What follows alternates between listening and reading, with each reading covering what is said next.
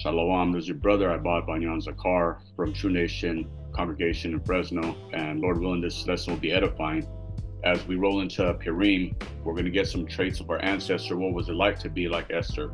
And some of those traits are such as, courage, intelligence, compassion, faith, resilience, right? Diplomatic. She used a lot of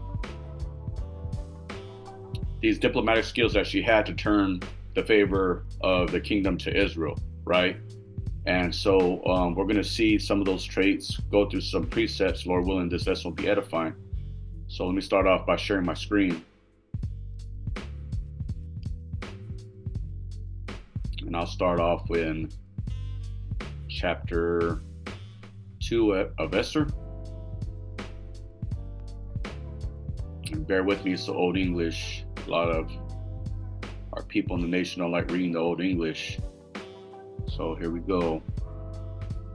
We see that our ancestor Esther was beautiful and she was given a lot, and she didn't have to have that selfless spirit that she had, right? What makes it more powerful? Because there's a lot of our women in the nation right now that are doing okay.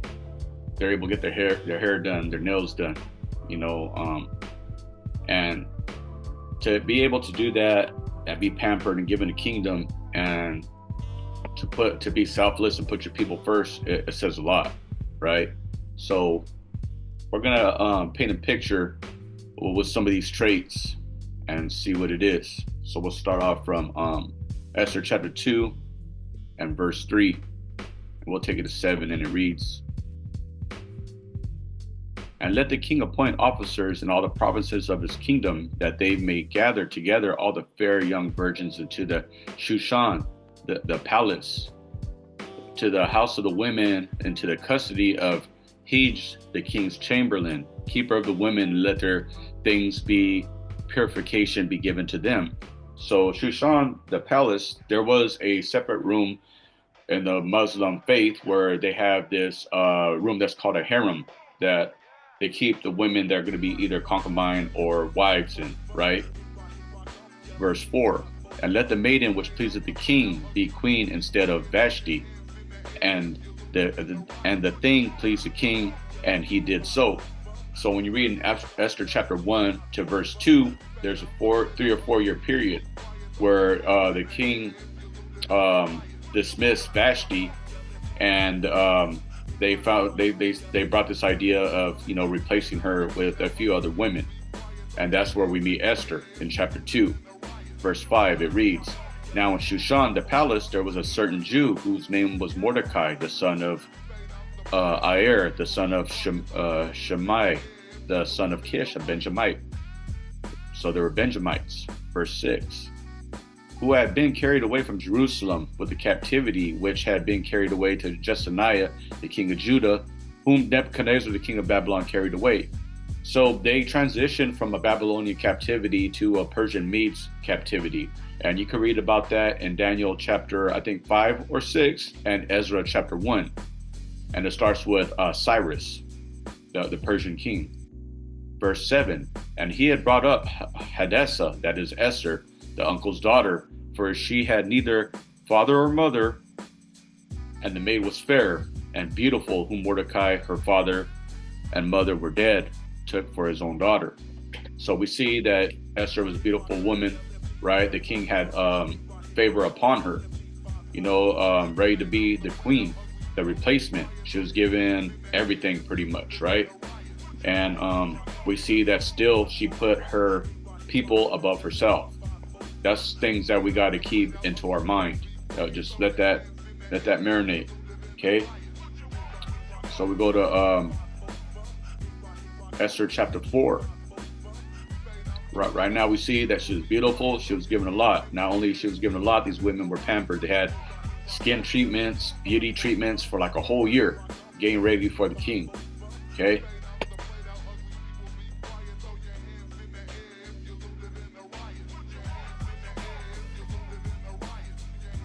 So we'll go to Esther chapter 4, and we'll take it from verse 8 through 17.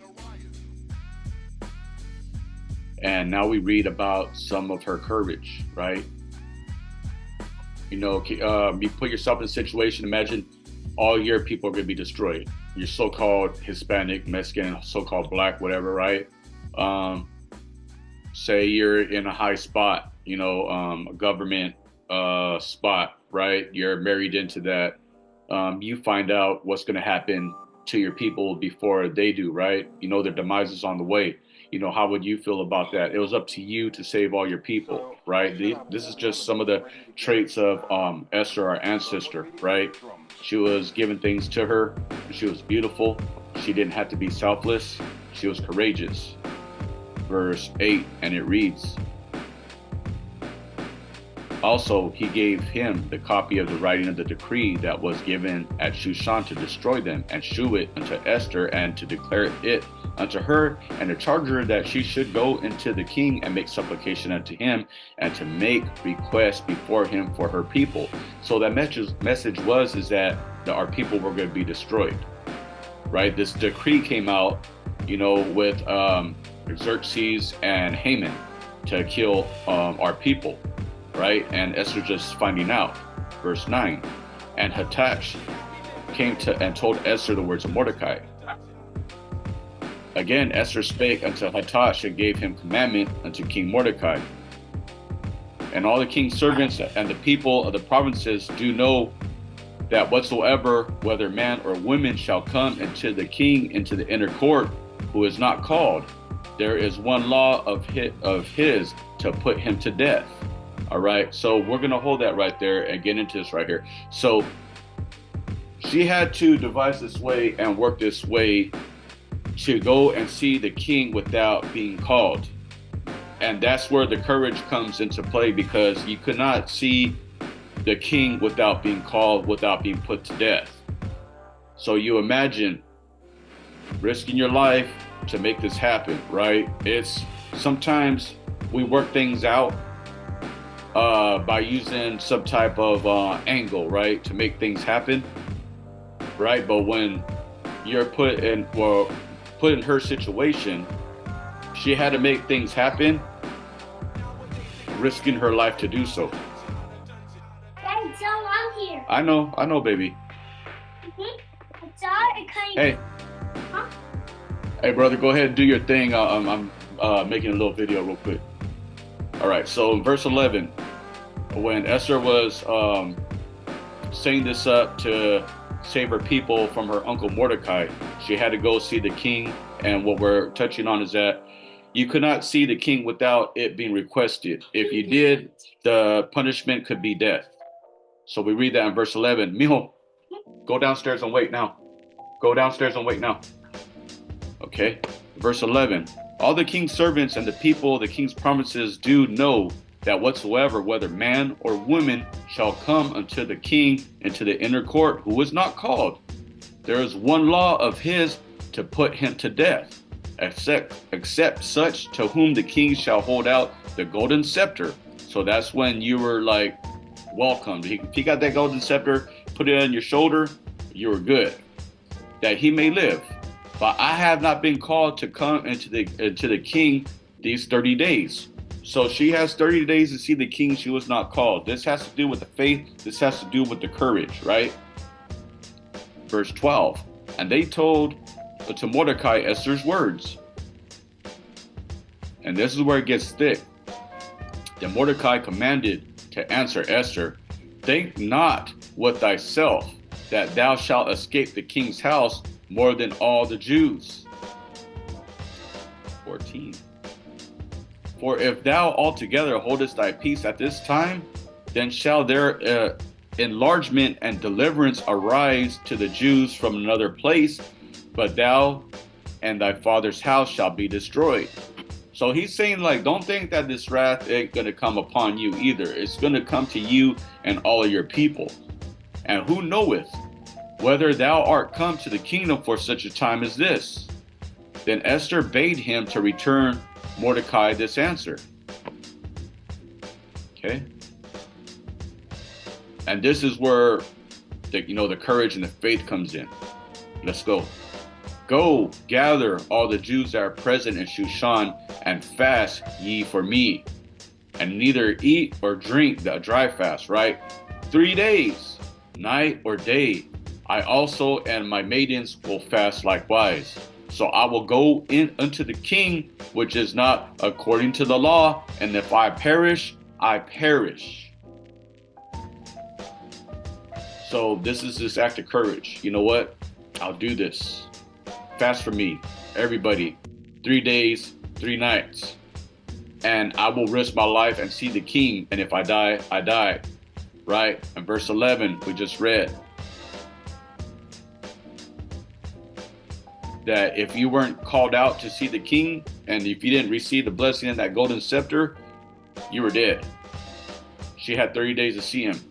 She's not supposed to see him for another 30 days. Right? That she found out her people, the decree went out from Haman to Xerxes. Once that decree went out from the king, it could not be overturned. Right? And if you read the book of Esther, that's why you see that they make another decree for the Jews to have the right to defend themselves. You had to make another law to cancel out the first law, that his law could not be retrieved. When it was stamped, it was a done deal. Right? So we know that the demise of our people were going to come into play. We know that Esther wasn't supposed to see the king. We know that Esther said, if I perish, I perish. Fast for me. 3 days, 3 nights. That's where we see this act of courage, that she's risking death, right? To do what she had to do for her people. Our next trait we'll get is intelligence, right? All this has to be set up, right? You have to have a plan. You have to move in the spirit, right? You have to seek this oil, which is wisdom, right? You have to be filled with that to make these moves, right? So let's go to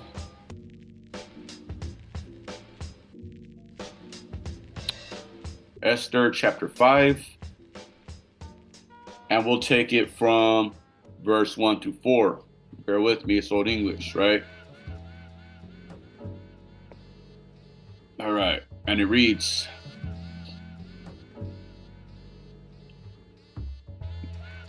stock it.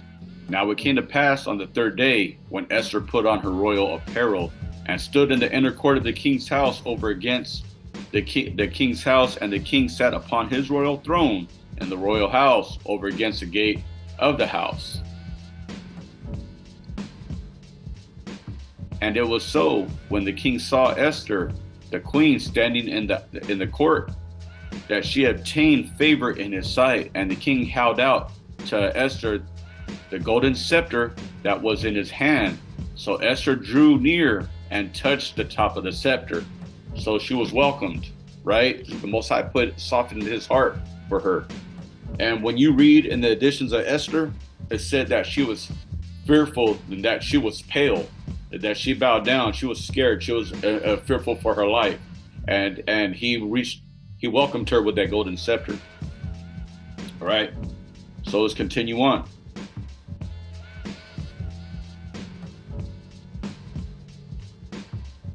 Verse 3.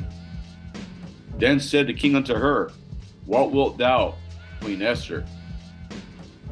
And what is thy request? And it should be given to thee, and half of the kingdom, right? What's mine is yours. You know, she could have had everything, right?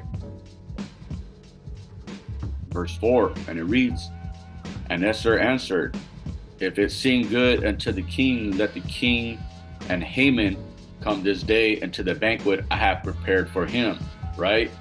So this is the start of the setup. This is, you know, the intelligence that she had putting this plot together, right? That there was a very decree coming out for our people to be killed. So she already risked her life, had the faith, had courage, and got a blessing from the king. Right now, she's working on the intelligence, right? She's putting everything together, right?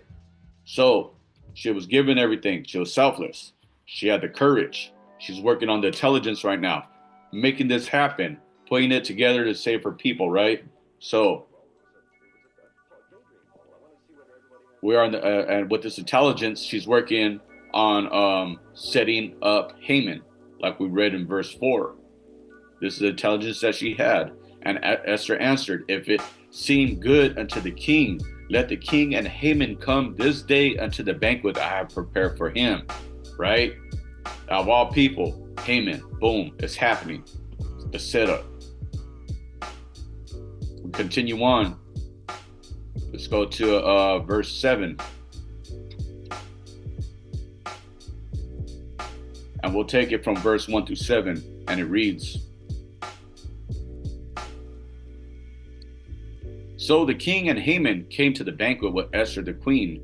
And the king said again unto Esther on the second day at the banquet of wine, what is thy petition, Queen Esther? And it shall be granted thee. And what is thy request? And it shall be performed, even to half of the kingdom. So this king was head over heels over Esther, right? Whatever she wanted, okay? The Most High put that in his heart. So everything plays out to the hand of the Most High, right? It's up to us, being the characters in his movie, having the faith and the wisdom and the spirit to decipher what's going on, right? This right here is an example to our sisters to be, selfless, to have that courage, to move with intelligence according to the scripture, having this faith, right?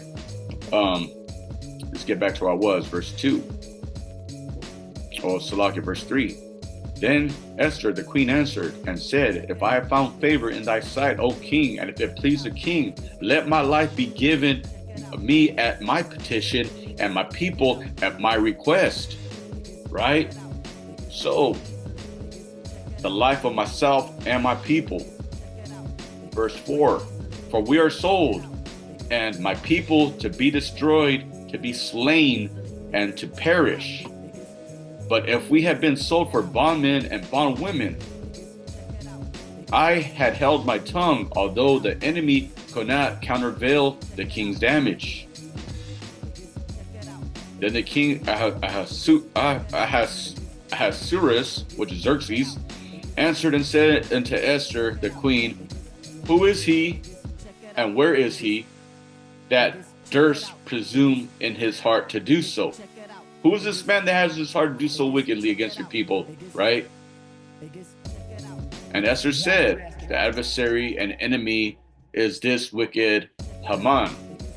Then Haman was afraid before the king and the queen, because he knew his time was up. The plan that he had made to kill our people was flipping around and going back on him. She flipped the script on him. She ran game on him.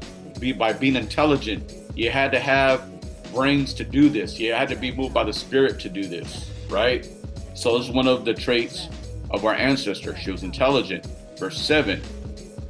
And the king, arising from the banquet of his wine and wrath, went into the palace garden, and Haman stood up to make requests for his life to Esther the queen, for he saw that there was an evil determined against him by the king. So he knew it was game over. He knew that his time was up, right? That he's pretty much going to get killed. Esther used this intelligence to set it up, from setting up this banquet to having faith, risking her life. If I perish, I perish, right? To fast for me 3 days and 3 nights. This is the way our sisters in the nation should be moving, right? To be selfless, to have that courage, to move with intelligence, right? To have compassion.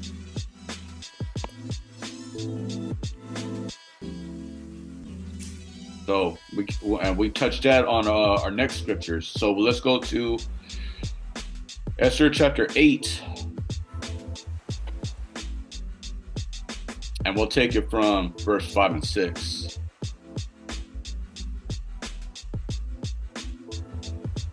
Okay.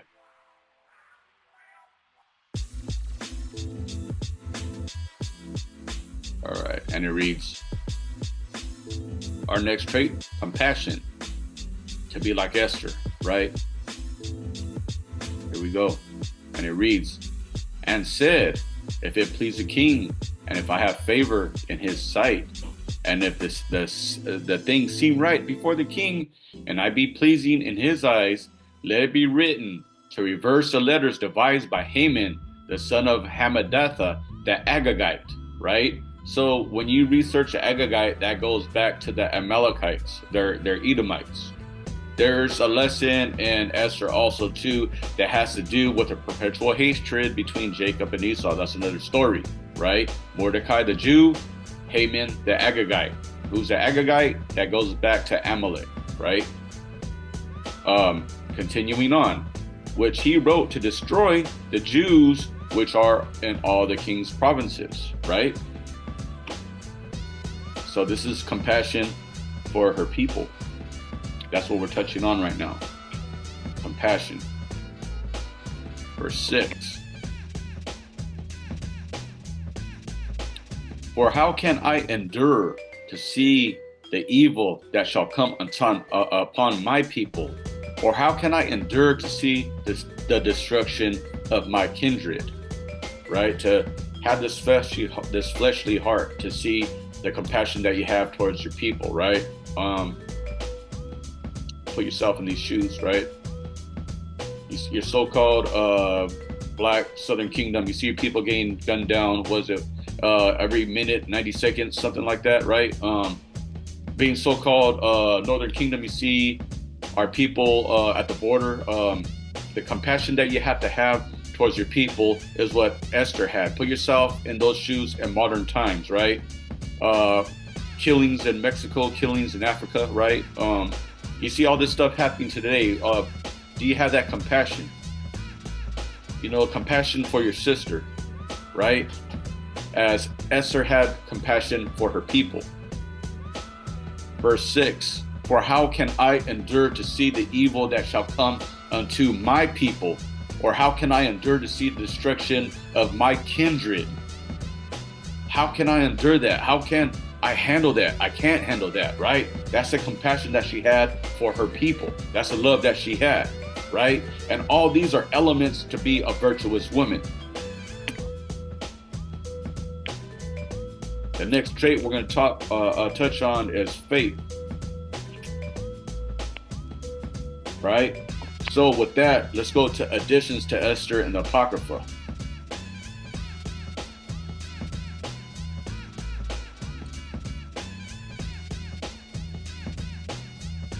All right, Slovakia, let's see here.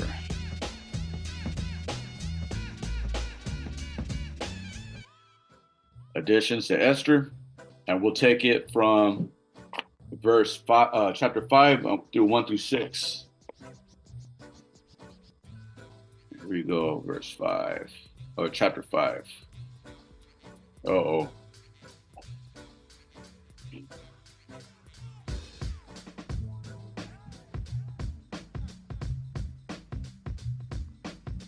It's pump faking on me right here. See, additions to Esther, right? See, okay. All right, Salakia, bear with me for a second.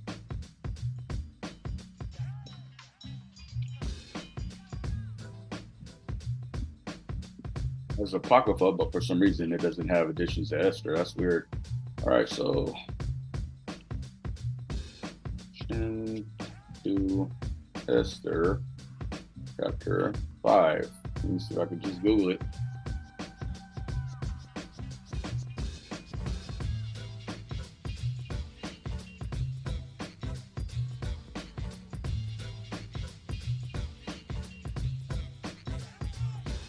All right.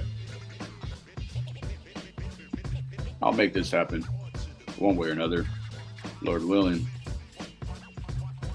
All right. I think I found it. All praises. All right. So we move on to the faith, right? Additions to Esther chapter 5, verse 1 through 6. And it reads, now it came to pass on the third day that Esther put on her royal apparel and stood in the inner court of the king's house over against the king's house, and the king sat upon his royal throne in the royal house.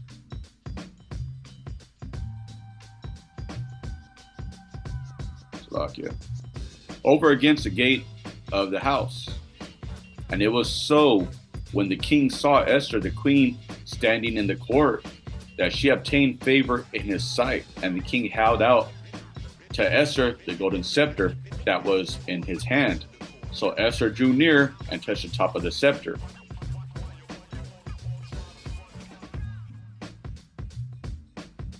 Then said the king unto her, What wilt thou, Queen Esther, and what is thy request? And it shall be given to thee to the half of the kingdom.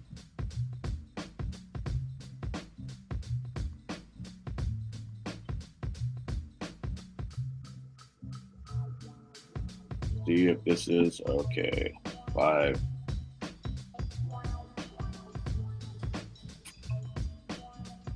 All right, this is Esther, verse 4. You know what, Slovakia, this isn't even right. I need to go to KJV on this. This is Esther chapter 5. You need the right version on this. This is leaving out a lot.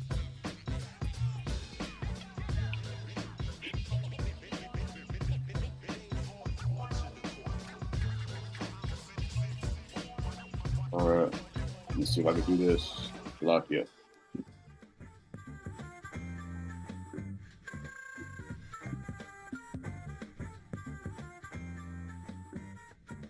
Work this out real fast. Bear with me. All right. That's why you got to be careful when you're dealing with these versions, right? Because I could already see this is off. I have the KJV in my phone. So let me see if I can retrieve it.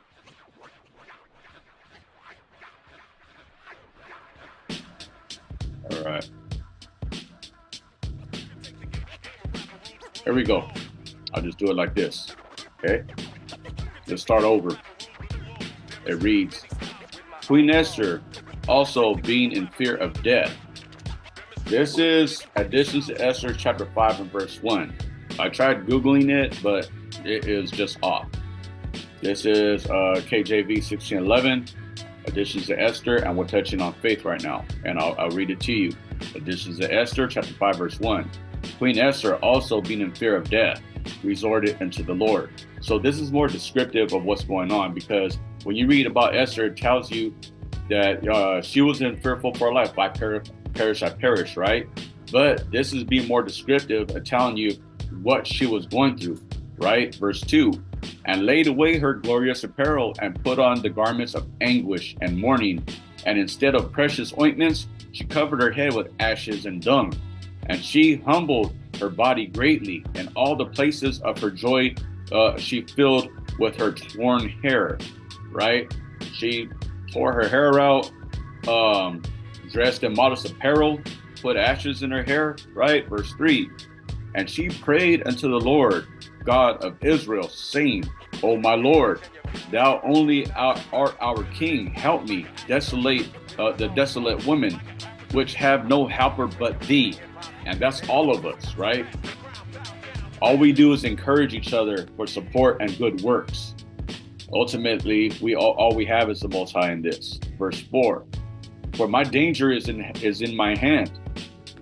From my mouth up I have heard in the tribe of my family that thou, O Lord, tookest Israel from among all people and our fathers from all their predecessors for a perpetual inheritance. And thou hast performed whatsoever thou did promise them. And now we have sinned before thee. Therefore hast thou given us into the hands of our enemy, right? So all this is going down. This is a faith that she had, being in fear of death, right? Taking off her glorious apparel, putting on garments of mourning, tearing up some of her hair, putting ashes in her head. This is the fear that she had, but the faith that she had. Verse 3,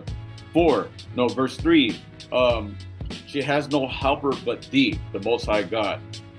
This is the faith that she had, right? So these are the traits that, to be like Esther, right? That women in our nation should be admiring, right? You're given a lot, beauty beauty treatments, hair done, nails done, right? To be selfless, right? To be moving with that and being selfless, to have this courage, to have move with intelligence, move with compassion, move faithfully. That brings me to my next scripture. Resilience, right? Facing challenges, all the problems that we have in this world, right? Not being stressed out, to be resilient, right? She was facing death. A lot of us could face bills right now, right? These little challenges that we have. So with that, we stay in additions to Esther. We'll take it from chapter 6, though.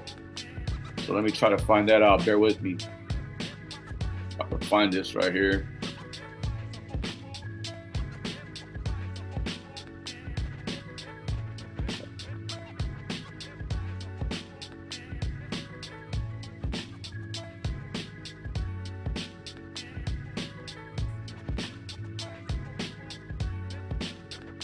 Try this again. All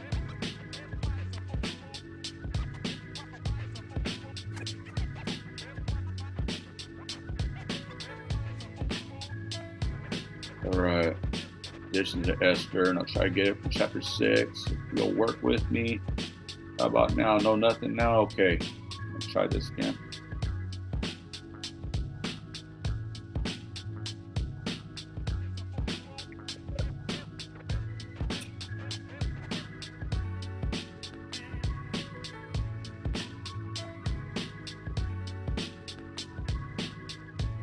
Chapter 6, KJV 16:11. Boom. Come on, baby. What you got? Anything for me? Bible Gateway, KJV. All right. On the third day. It's a little bit different, but I think I can make it work. And being gloriously adorned. No, that's not it.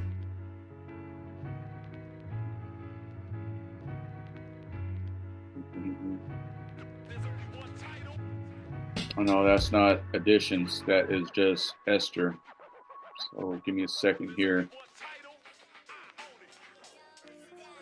Additions to Esther, right?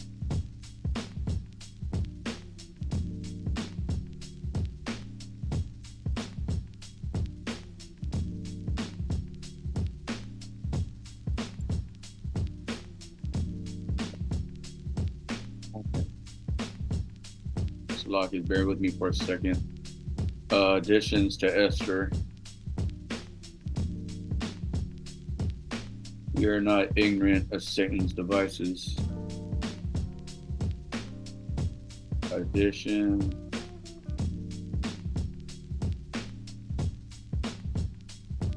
All right.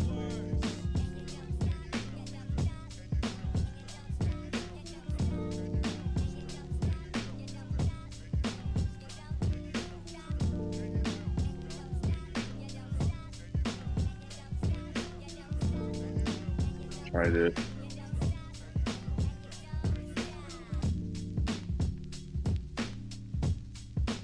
Okay, additions to Esther.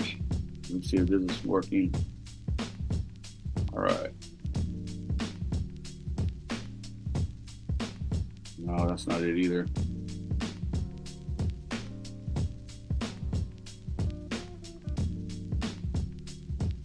All right, so it's all right. I'll do this again.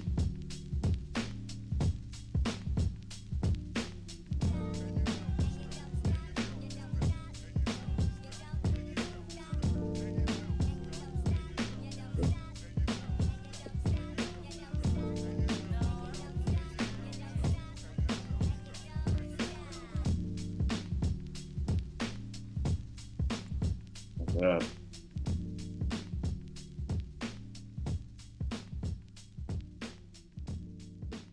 I think this might be it.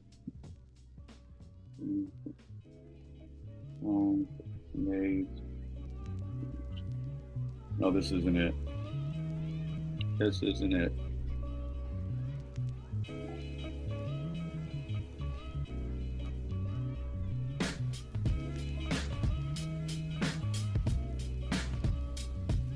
Hmm. All right, I'll just do this again. Bear with me. All right. Speaking of that resilience, right? Facing challenges and death. Okay, so we go to Esther chapter 6, verse 1 through 11, and it reads, additions to Esther chapter 6, verse 1. And upon the third day, when she had ended her prayers, she laid away her mourning garments and put on her glorious apparel.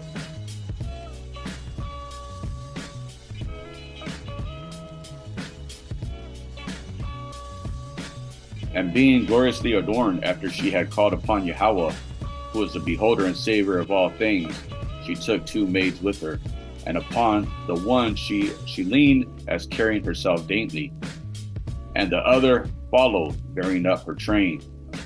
And she was ruddy through the perfection of her beauty, and her countenance was cheerful and very amiable, but her heart was in anguish of fear, right? So, countenance is a big thing. Countenance is putting other people in front of yourself, right? If you're pissed off, stressed out, whatever, we have to hold this countenance in a positive spirit. It could put out bad spirits. Just speaking from a personal experience, right? I hide my countenance a lot, so we see right here that, her countenance was cheerful, even though she was, anguished in fear, right? All right, so verse 6. This is part of that resilience. This is facing these challenges. Verse 6. Then having passed through all the doors, she stood before the king, who sat upon his royal throne, and was clothed with all his robes of majesty, all glittering with gold and precious stones, and he was very dreadful. Then lifting up his countenance, that shone with majesty, he looked very fiercely upon her, and the queen fell down and was pale and fainted, and bowed herself upon the head of the maid that went before her. So she was anguished. That doesn't paint a good enough picture of what she's going through. This is that faith that she had. This is that intelligence of her plan, the courage, right? The resilience that she has, facing these challenges, even death. Verse 8. Then Yahweh changed the spirit of the king into mildness, who in fear leaped from his throne and took her in his arms till she came to herself again, and comforted her with loving words, and said unto her, Esther, what is the matter? I am thy brother. Be of good cheer. Thou shalt not die.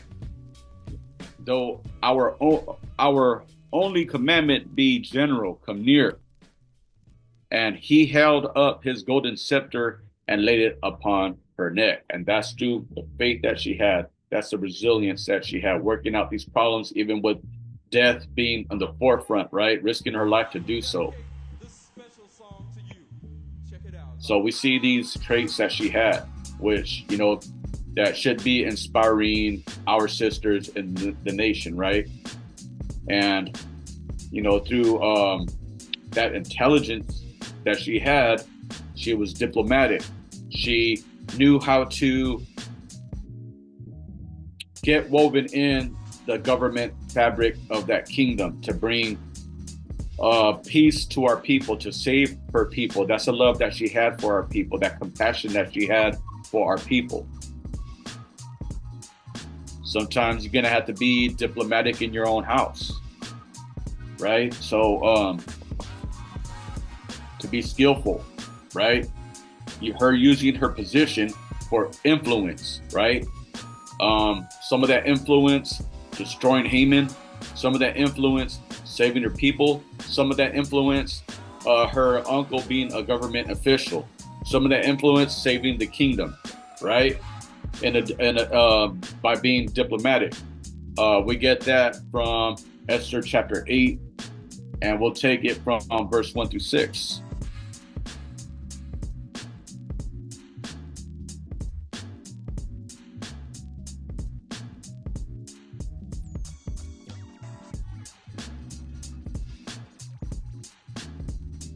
All right. Because the last thing she was a politician, right? But when you move in a congregation, a family, or whatever, you have to be diplomatic. So let me get that. Where you at?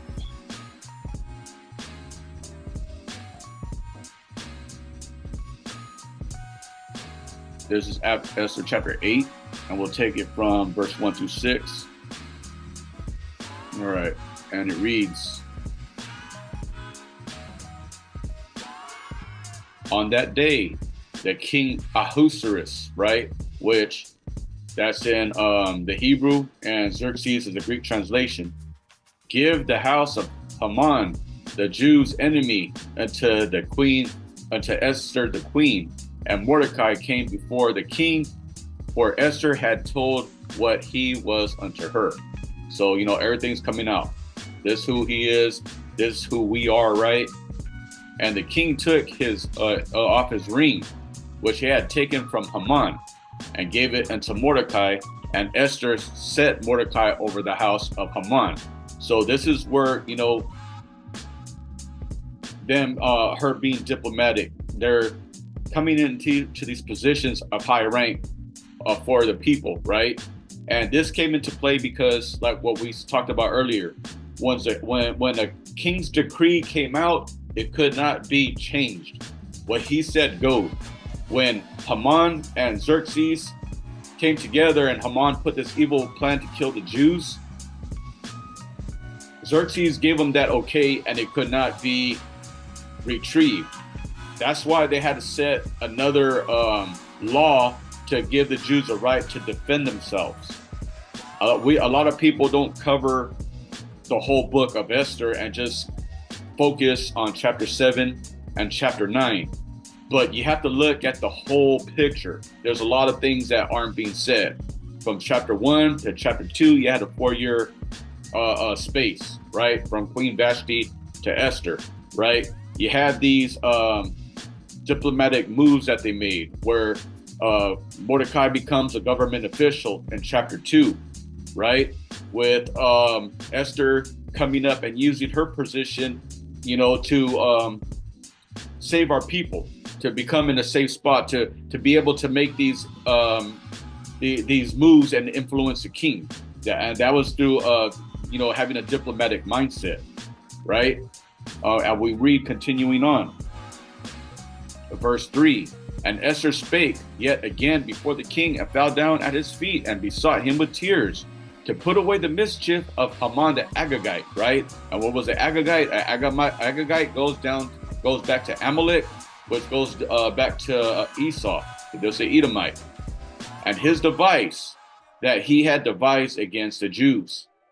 Then the king held out the golden scepter towards Esther. So Esther arose and stood before the king, and said, if it please the king, and if I found favor in his sight, and the thing seemed right before the king, and I be pleasing in his eyes, let it be written right here. This is a law. This is a law that goes against, this is a law for us to protect ourselves, because when the king made a law, it could not be retrieved, right? Not only did she was a queen, but her uncle became a government official, and a law's being written right here in Esther chapter 8 and verse 5. This is law. And said, if it please the king, and if I found favor in his sight, and the thing seemed right before the king, and I be pleasing in his eyes, let it be written to reverse the letters devised by Haman and the son of Hammedatha the Agagite, which he wrote to destroy the Jews which are on the provinces. Verse 7, for how can I endure to see the evil that shall come unto my people, or how can I endure to see the destruction of my kindred? Right here, once again, compassion, and she's being selfless. Verse 7, then the king Ahasuerus said unto Esther the queen, and to Mordecai the Jew, behold, I have given Esther the house of Haman, and him who have hanged upon the gallows, because he laid his hands upon the Jews. Write ye also for the Jews, as it liketh you, in the king's name, and seal it with the king's ring. So the king gave Mordecai that signet, the stamp, right? For writing which was written in the king's name and seal it upon the king's ring, may no man reverse. Once the king said something, it was done. It was done. And that was a right for the Jews to protect themselves. That was a right for the Jews to protect themselves. Let's get this right here.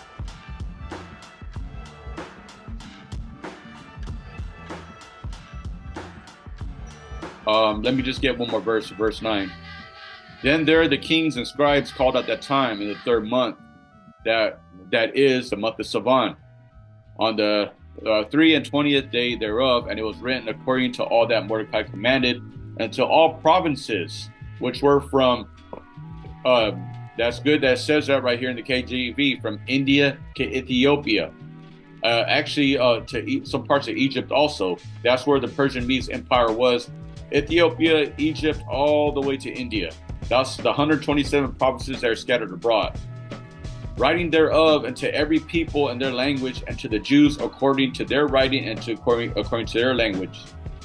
So this decree came out for the Jews to be able to protect themselves. They killed all those that hated them, and those that wanted to harm them, their wives or their children, they had every right to kill them, because that decree was already signed into law by Haman and Xerxes to go out. So this decree is based off diplomacy, to become a government official and to make a law for your people to be being able to defend themselves, right? So these are just some traits that our ancestor had. She was selfless, she was courageous, she was intelligent, she was compassionate, she had faith, she was resilient, she was diplomatic. This is why we honor our ancestor, right? This is influence to the women of our nation to be like Esther, right? That you could be beautiful and still carry all these traits. And Lord willing, this lesson was edifying, and I'm going to wrap this up right now. And this is your brother Abad Banyan Zakar from True Nation Congregation in Fresno. Shalom.